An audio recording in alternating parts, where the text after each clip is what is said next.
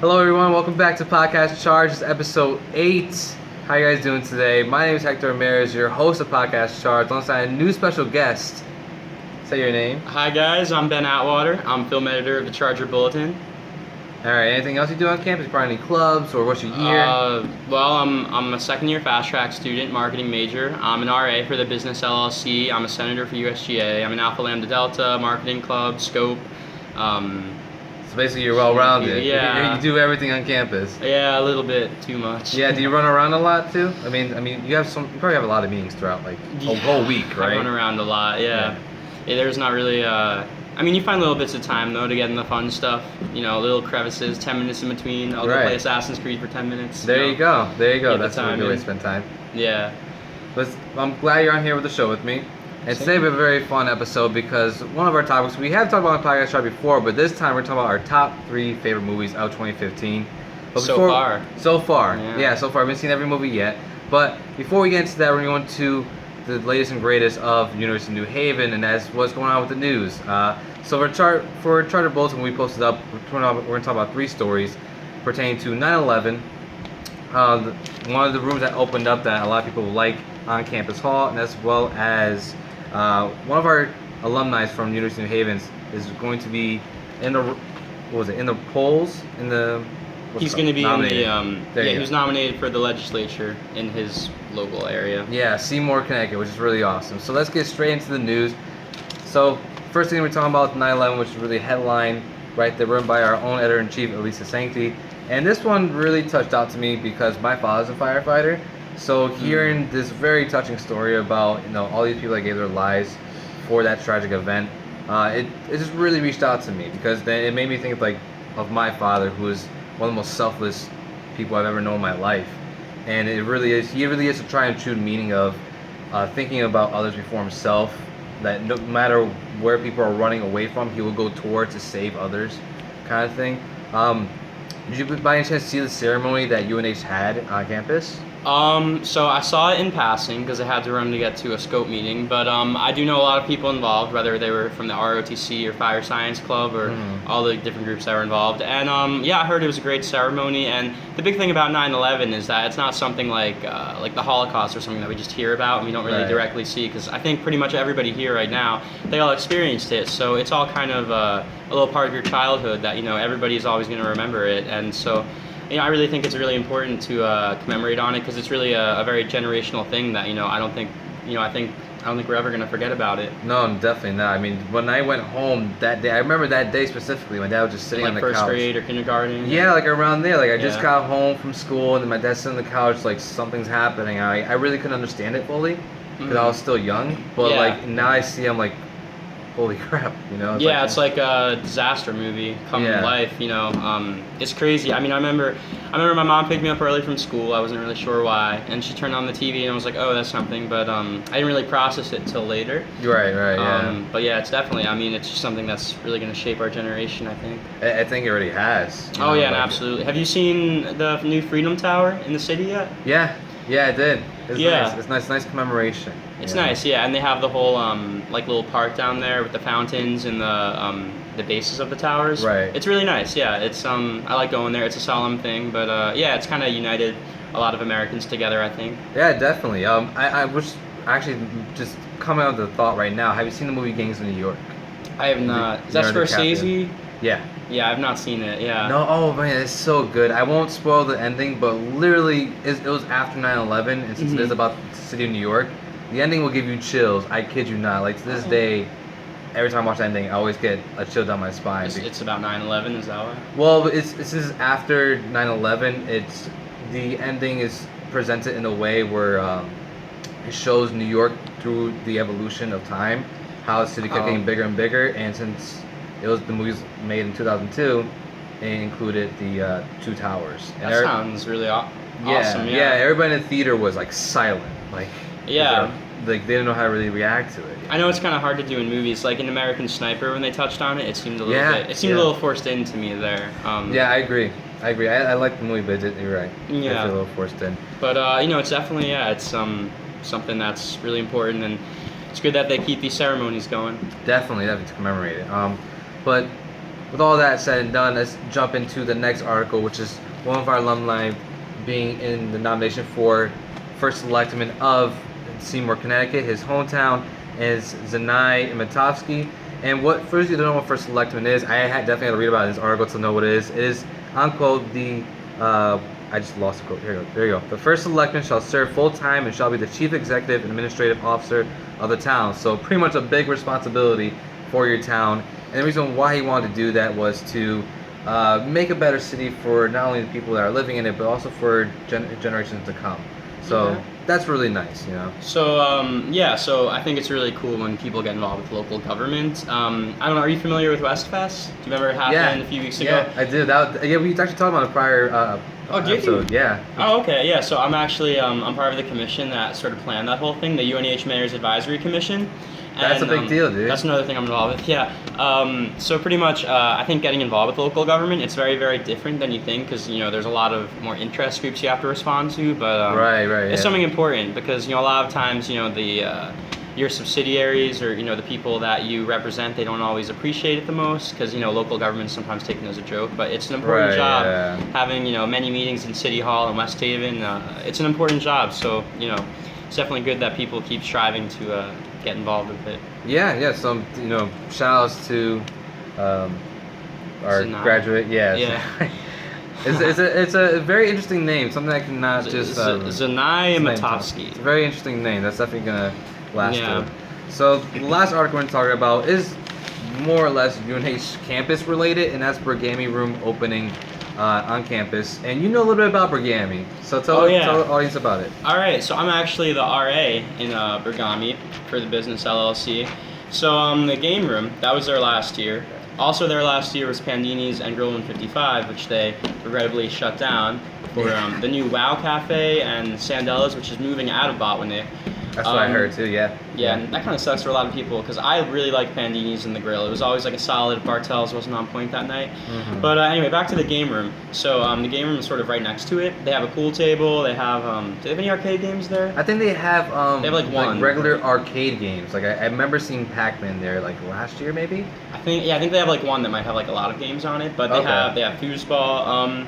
Yeah, it's a pretty fun place to go. I guess really crowded is the only thing. Because I see residents all the time. They're going down there with pool sticks, and I like playing pool, but there's always a line, and I don't really have time to wait on lines, unfortunately. But it's one of those famous lounge rooms. Yeah, pretty much. But it's good to have somewhere to make people hang out. And once the Wow Cafe opens, I feel like it'll be even more popular. But they had Dippin' Dots there at the grand opening. Oh, really? Yeah, they were Wow, awesome. I didn't know that. Okay. Ice cream of the future, guys. Yeah, that's the best ice cream, I think. Like, at least like to grab and go. Yeah, grab and go. Yeah. I mean, I still like hard serve myself, but I'm more of a soft serve. Oh yeah, dollar cone at McDonald's, you can't go wrong. Yeah, exactly. But yeah. I mean, when you get that good like hard ice cream though, like like a solid ice cream. Cookie dough ice cream or something. Oh my god, from like an old fashioned ice cream parlor, it's the best. yeah, definitely.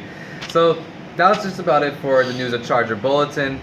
Breeze through that really quickly, but if you wanted to get to know more about the news that's going on in UNH, if you're a student, you can definitely pick up one of these papers down at one of the racks that are around campus every Wednesday. All over the place. Yeah, definitely all over the place. I'm the one that helps distribute them. So Same. You are too? Okay. Yeah, I do. So we know when they go out and such. But if you're not a student, you can go to chargerbulletin.com to keep up on the latest news. Or if you just want to follow the show right here, you can subscribe to Charger Bulletin on the YouTube page, or you can follow them at Charger Bulletin on Twitter, Instagram, and Facebook. And they have an app as well, right? Yeah, yes, they do. They do have an app as well. They have a Charger Bulletin app on Android and iPhone, so download that if you want to keep up to date. So, with all the news out of the way, let's get into the topic, which is the top 3 movies of 2015 so far. Now, how do you want to do? Do you want to do it in? Let's do 3-1. 3-1. So it's 3-1. More climatic. Yeah. Yeah, there you go. 3-1. Do you want to bounce off, or do you just want to go straight out one? Let's go 3-3, 2-2, 1-1. Okay, sounds good. Sounds good. So you start it off, because the film editor here. Yeah, film editor and everything. So number 3 for me is actually, I didn't even review it because Dylan reviewed it, but I saw it after the fact because Okay, so last year it was like a February night. It was really Right. It was like one of the snow days. Nothing was going on campus. So me and my roommate, we wanted to go do something. So went out to the movies and we saw Kingsman: The Secret Service, and that's my number 3. It was a huge surprise for me because the trailers looked kind of horrible to me. It looked like your really cliche, like parody, like Austin Powers things, which I'm not really a fan of. Sorry Yeah. if you are, but No. I get it. Austin Powers is a little outdated. I mean, yeah, it's a little outdated. I'm not really a huge into comedy, but Kingsman, the comedy was excellent because it had all the action, that like a regular superhero movie would have, but it also had all of the witty dialogue and everything. The British humor was awesome. Kingsman, pretty much, it's about like a British Secret Service agency that they recruit young adolescents to go join them, and it's awesome. Though Colin Farrell is in it, Michael Caine's in it, Samuel L. Jackson. He's actually a villain. He has a really funny lisp, but the action was awesome. The screenplay was great. You really get into the characters, even though it is a comedy in some regards. You get into the characters because it's very stylistic. Yeah. It's a Matthew Vaughn film who did X-Men First Class. Yes, that's a good movie. And it had the same sort of characters playing off each other really well. He really knows how to get the most out of his actors. It seems like it, right? Because I mean, I saw X-Men First Class. I didn't expect much out of it, but then when I saw It was a huge good. surprise. Yeah, it's like because so- you're just expecting another crappy prequel after X-Men Origins Wolverine, and it's not at all. That is arguably one of the best ones. And Kingsman was also it was awesome. The the fight scenes were great. It was perfect for what I wanted out of February. Cool. I actually saw it twice. I loved it that much. Really? Yeah. Oh wow, yeah. It's a big deal if you go to see a movie twice. Like I have to really like it. I have go to see really it like twice. it. Yeah, and it's great. Yeah, definitely check it out if you haven't. I'll keep that on my list then, because that's the same thing. Absolutely. Like when I saw the trailer, I was like, but then all Yeah, the same. reviews I was like that with the trailer also, yeah. And Colin Farrell, he really steals the show as like a badass. If you have seen it, I'm sure you know the church scene, which I won't really go into, but it's check it out. It's definitely worth it. Awesome. Do you have your number 3? Yeah, so my number 3 happens to be a movie that I recently seen, and it's Straight Outta Compton. And this is the kind of like music movie, also a background, it's a little bit exaggerated on the actual history of what's going on, but for those of you who don't know, Straight Outta Compton tells the origin and fall of NWA, or No Whites Allowed, rap group that was prevalent in the late 1980s, early 1990s, and it was really a protest against segregation from all these cops, which is racial profile. I mean, Which is very relevant now, of course. yeah, exactly. Everything happening. So I think that's probably one of the reasons why it got so big as it was. It's making a lot of money. Yeah, I mean, imagine if this. I don't know how this would react if it wasn't in relevant times. But regardless, it's still a really well done movie. All the actors were phenomenal at what they done. The guy who played Ice Cube is actually his son. Yeah, I heard about that. Yeah, and he gets like the whole Ice Cube mean Gets face the look down. and Like yeah. he has everything down. It's perfect. Do you think he's gonna? Is this his first movie he's been in? I believe so. I Do you believe think so. he's He did someone really to look well. out for? I think all of them are, to be honest. Really? Yeah, all the actors were really, really good. Like you really felt for all the characters, and it was broken up in chapters a little bit. So it told like a little bit about Eazy-E, who was one of the founders of NWA. Dr. Dre, Dre. yeah, and then the other one, Ice Cube. And then you got to see some other stars here and there. So you got a little bit of Snoop Dogg, you got a little bit of Tupac in there. So if you're into rap, you're going to love this movie. Like it's a great origin story with a lot of drama, and just I loved it. I thought it was really good. I'm definitely gonna buy it on Blu-ray when it comes out. Oh wow! So you see, someone like me, I'm not really into Rap modern or- or contemporary music per se. But do you think someone like me could still get enjoyment out of it? Yeah, definitely. Really? I mean, like the music is a focal point in the story, but it definitely takes somewhat. It's more of a leverage than an actual huge story element. The actual story element are the characters and what's going on with them. Okay. So I think you would like it, honestly, from like a good story and dramatic standpoint. Yeah, definitely. I'd want to check it out. One thing I heard is that the third act kind of like falls apart a bit after a really good setup. Did you feel that way? Because I've heard that from some people I follow, that the ending isn't the best necessarily. It's more of like I don't know if about more like disappointed. It's just more like that's it. Like it ends that's- pretty abruptly. That's what I'm Okay. gonna say. I know what you mean. Yeah. Yeah, it ends up pretty abruptly. I mean, a major event happens, and then it just kind of like eases into an abruption that you don't really understand if you don't know rap. Like if you don't know yeah. what Dr. Dre founded was really, really known for, you're gonna be like, really that's it. Yeah, because like Yeah. I'm not really in that world at all, you know. Yeah, I can't yeah. really relate to it. No, I wasn't either, but I had to search it up afterwards because I was that interested in it. Gotcha, yeah. So, but I still really enjoyed it. I mean, it was better than I expected. Awesome. So Yeah. say that. And then I think we agree on number 2, right? Yeah, we agreed on our number 2. Inside Out. Yeah, the Pixar. Yeah, the latest Pixar movie after, you know, because I mean Pixar, like ever since after Toy Story 3, they've kind of, I mean, not that the movies they've been putting out have been bad, but they've definitely been disappointing. I mean, they had Cars 2, they had Brave, which I know a lot of people, you know, didn't like. I actually didn't see Brave or Cars 2. I didn't see Brave either. I'm waiting a little bit. But and then they had Monsters University, which, you know, I like Monsters University. I thought it was really cute. It was a good animated film, but certainly it doesn't hold a torch to like Monsters Inc. or Finding Nemo or Up or anything. But it's definitely worth seeing. Yeah, definitely worth seeing Okay. once. So and then so they took a year off, and you know it's not like I thought the studio was dead per se, but I was just hoping they were going to revamp it, and they absolutely did, because Inside Out might be one of the best films they've made yet. I think so too. I mean, pretty much how they. I mean, for those who don't know, it's pretty much the film. It has a very simple storyline. It's about a girl, Riley. She's growing up, and the actual characters are the emotions, which are personified as individual personalities inside of her head. Which is an awesome idea. It's an awesome idea, but it's even more awesome how they executed it visually and the screenplay. I mean, it's almost like I got the notion that like, wow, this really could be happening. Maybe, you know, it wouldn't be quite as zany, but the way how different factors play into, you know, the results of one's actions, like the whole immense psychological processes that happen. You know, I remember watching it over the summer. I really it brought me back to my AP Psych class. I remember a lot of the different terms and there's just different processes, and I just thought how they told such a great story. Because, you know, you could look at it from two ways. You could look at it as an examination of that, you know, to try to illustrate the mental processes, or you could look at it as just a cute little kid story about, you know, some people that are trying, you know, inside a head, that are trying to get the core memories back to. That's why I think Pixar is one of the best at what they do. Oh, they're one of the best studios. Yeah, they're ever. able to incorporate a serious element that adults can understand, and then have a childlike factor to it that kids will just eat up, you know? And, you know, Monsters University wasn't exactly, like, really adult friendly like this one was, but I just don't see how a kid could really get the full appreciation for all the incredibly witty screenplay that, like, I personally felt. I'm just a really smart kid. Yeah, I'm a huge fan of Disney. Like, everybody knows I love Disney. Yeah. So once I saw this movie, I was like, they hit the nail on the head with this one. Like, oh my god, yeah, it's amazing. It's one of the best animated films. It might even be the best animated film I've ever seen. I mean, you know, we'll have to give it a little more time to remove, because you still have The Incredibles and Finding Nemo. Yeah, we have The Incredibles too. Also. Finding Dory, that's coming out next. Oh yeah, years, and Toy Story 4, they're coming, and then The Good Dinosaur, that's coming in November. That's gonna be one.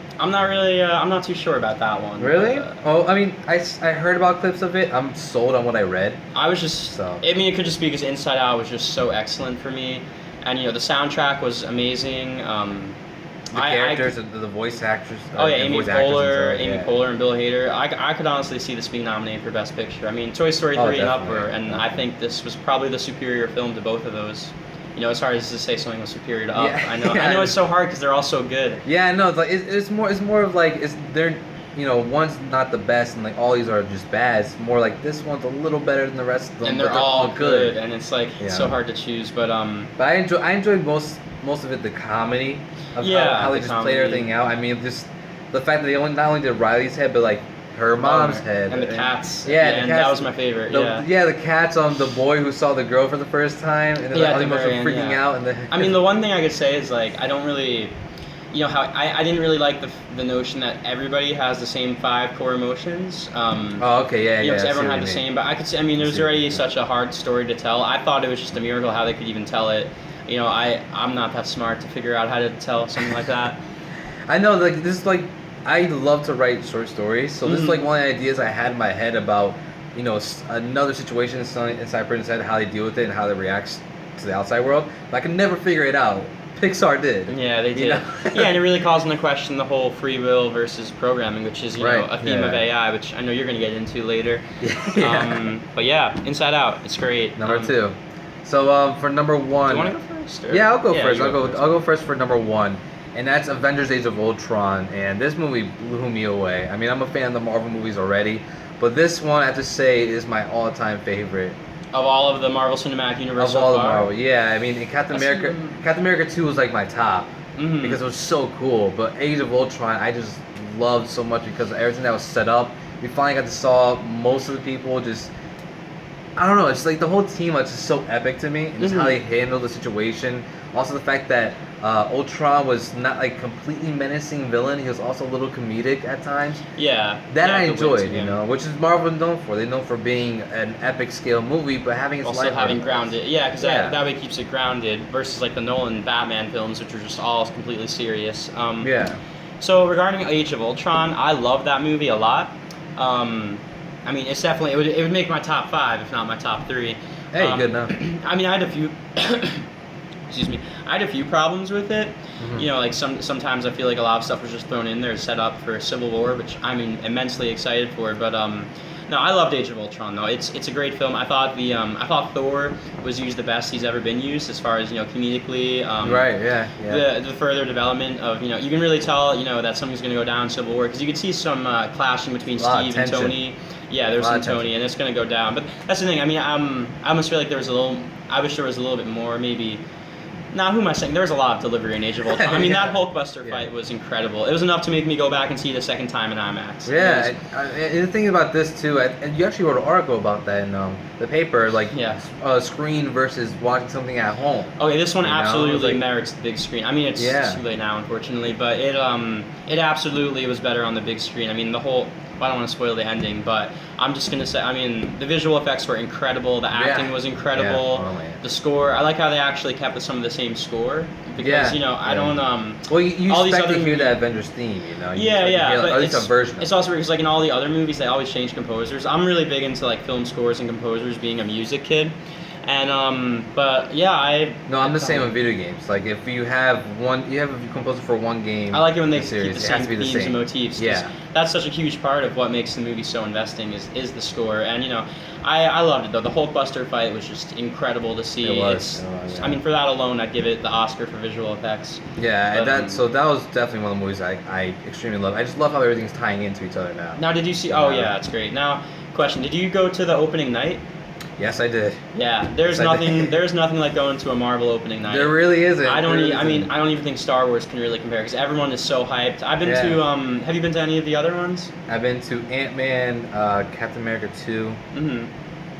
And that's about it for. Oh no, Avengers, the first one opening night. Okay, so I went to Avengers, but it was actually they did the Avengers Marathon, which was all 6 films from Marvel Phase 1 leading up to it before with Avengers at midnight. I don't know how I convinced my mom to let me skip school for that, but that's pretty awesome. That was incredible, and now I feel like I've been like on a mission to go see as many Marvel movies opening night as I can. So I also it's a new thing now. It has to be. It's like a stigma, and I feel like it's an event, and you're missing out on some of the event if not.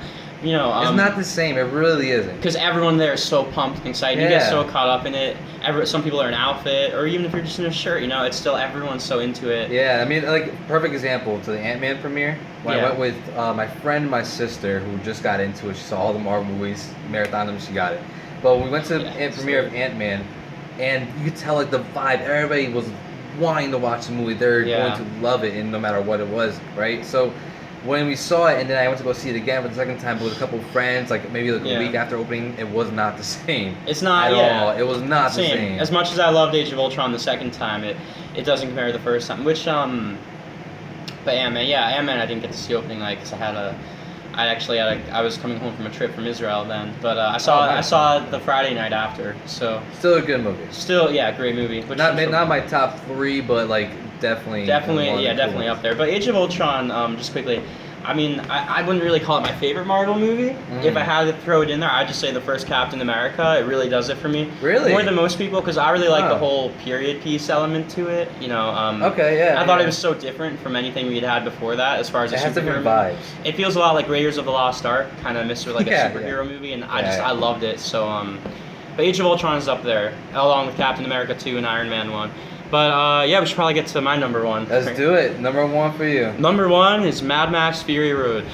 So this movie has a lot of buzz around it. Oh yeah. I've not seen it. I want to because I hear so many great things about it. So tell me why I should see it. So Mad Max. So have you seen any of the older ones from like the 80s? No, all I know about is like Wastelands. Yeah, it's like a City or wasteland with whatever. Mel Gibson. Mel Gibson plays Max. So in the old ones, pretty much Mel Gibson is like the world's sort of gone, apocalyptic because of food shortage, fresh water shortage, and there's been a nuclear war, which has turned the whole it's turned the whole Earth toxic pretty much. So there's very little Yeah. resources. Most of humanity has died out. The whole world's a desert pretty much. And, Okay, so it's in relation to Fallout games. Yes, yes, yes. Okay. Or even like if you want to think Borderlands a little Yeah, bit. yeah. And people kind of go crazy, because Okay. I mean, all of the Mad Max movies, not just Fury Road, all the old ones like Road Warrior, Thunderdome, and even the first one, they all have. It's about crazy gangs and people really get into mob think, and then they go completely crazy. They go, they'll sacrifice themselves in crazy car chases that are just incredibly entertaining. So. All of the previous three from the 80s, well, the first one was 79, but they were all directed by George Miller, who was actually Consistency. he was a medical surgeon, and he decided he wanted to make movies one day, so he quit being Wow. he quit being a surgeon and he became a film director. That's But pretty cool. yeah, so after he was done with That's pretty zany. after he was done with Mad Max, he went to he did Babe and Happy Feet. And he's like, what, I want to come back. So he came back in a great way with Fury Road. So, right, back to why you should see Fury Road. So, on the surface, the plot's kind of simple. It's pretty much there's another warlord, Immortan Joe, who he has like a citadel in the middle of the desert with fresh water and plants and resources. Okay. But he kind of keeps the people, enslaved and everything to do his labor for him. And he has his wives, which he prizes a lot. All these like beautiful, women. Yeah, objectification, something like that. Yeah, exactly. Well, that gets I into the can't say feminist it. undertones, but Yeah. he has all of these his beautiful wives, which are like they're not deformed like so many people in this world are, and but they're also kept slaves pretty much, to try to reproduce the Earth's population, but they're tired of being slaves, so they. Immortan Joe's main military general, Furiosa, played by Charlize Theron, who's still just as pretty as she was 10 years ago, Yeah. by the way. Nice. She sort of takes the wives and they escape from the Citadel. And the whole movie is just Immortan Joe's war party just going after Furiosa in the rig. Yeah, because they even have a big war rig. It's like a big oil tanker. Yeah. So it's like an escape movie. So. Yeah, an escape. The whole movie is on the road pretty much. It's a whole chase movie, except for one part in the middle. Oh yeah, and Max comes into it. It's weird. I feel like Max almost isn't really an important character. It's really about Furiosa and the wives' struggle. Max just comes in because he was also enslaved by Immortan Joe, but he's used as like a blood bag because he's a universal donor. So That's the one of the things I heard about too. Like it's movies called Mad Max, but Max is like Max is not always really he about him. he comes and goes into these situations where he always he helps the people through their struggles. And it's very much the same in this one. This one has so much energy to it. Because it sounds simple. They're on a car chase. They're going through the desert. And then they go back pretty much the exact same way they come. Yeah. And it's incredible though. The action is awesome. It's almost all the only CGI. Well, I mean there is CGI used, but it's very limited. The most it was used was to delete the harnesses from these crazy like cars that people are strapped up to. Yeah. Or if they're jumping between cars and everything. It's incredible. The soundtrack's awesome. They actually went to the Namibian desert in Africa for 6 months to film this. Wow, I can't imagine how like they're being tortured in those costumes. Like Well, they all love working with George Miller though. And he's like 70 something. He's not a young chicken doing this whole. Yeah. But it's incredible. The soundtrack. Back to the soundtrack. It's awesome. I always turn it on whenever I'm at the gym. But why you should see it? It has so much adrenaline to it, and it's a weird movie. I'm not gonna lie. It has a lot of grotesqueness. It has a lot of really abstract, people dressed up in bondage outfits to go, kill someone with a chainsaw. So it's not for the faint of heart then. No, it's definitely not for everybody, I have to say. But it's been commended because it has a lot of feminist undertones. Well, not feminist, but rather like anti, damsel in distress. It's very much anti that. It's Furiosa. Okay, yeah.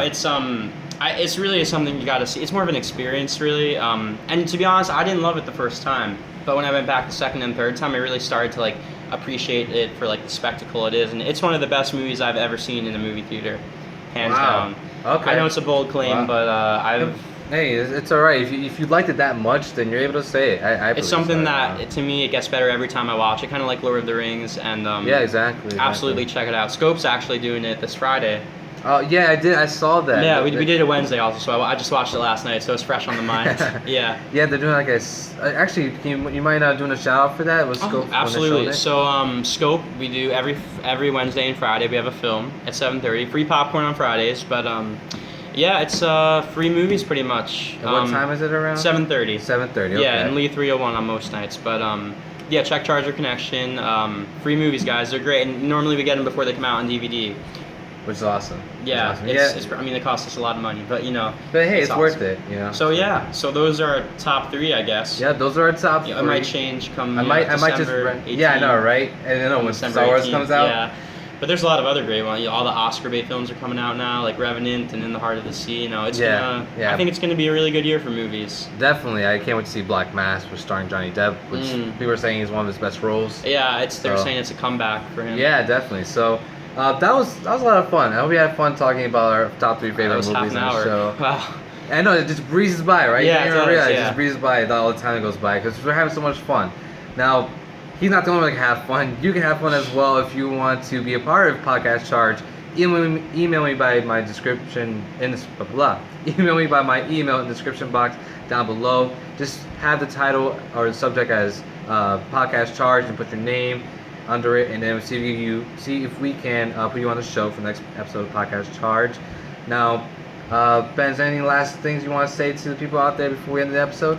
I mean, just keep if you're into movies a lot, and if you ever want to write for the Charger Bulletin, send me an email. We'll put that in the description also, I guess. Yeah, definitely. But definitely. come out to scope movies, and just keep seeking for the art that you want to find. I mean, because to me, the reason I care so much about movies is because it's kind of escapism, and it's the one place where I'm like completely focused, because I know I'm never focused in class. Yeah, I know my escapism is definitely movies and video games. Like that's Absolutely, and that's why it's important to talk about it. It's what keeps us sane, through the stresses that is life. So exactly. Yeah. It's a good point to end on. But thank you guys for watching Podcast Charge, and stay tuned for the next episode that airs on every Friday here on the Charger Bulletin's YouTube page. Again, you can follow Charger Bulletin by @Charger Bulletin on Instagram, Twitter, and Facebook. You can download the app for Charger Bulletin on the App Store or the Play Store on Android.